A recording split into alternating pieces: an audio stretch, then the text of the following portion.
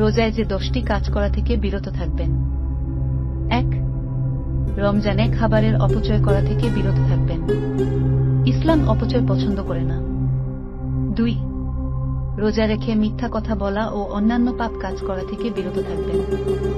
3. রমজানে জামাতে সালাত আদায় করা নিয়ে অলসতা করবেন না। 4. রমজানে অতিরিক্ত ঘুমাবেন না, যা আপনার আমল ও স্বাস্থ্যের ক্ষতি করবে। 5. রমজানের প্রতিটি মুহূর্ত অত্যন্ত গুরুত্বপূর্ণ, তাই শুধু কেনাকাটায় নিজেকে ব্যস্ত রাখবেন না। 6. লোক দেখানো ও আত্মপ্রদর্শনকারী কাজ করা থেকে নিজেকে বিরত থাকবেন। 7. বিদআত নিয়ে ইসলাম কঠোর হুঁশিয়ারি দিয়েছে, তাই বিদআত থেকে বিরত থাকবেন। 8.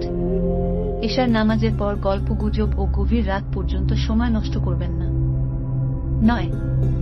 রমজানে তাড়াহুড়ো করে কোরআন খতম করবেন না, এতে কোরআনের হক আদায় হয় না।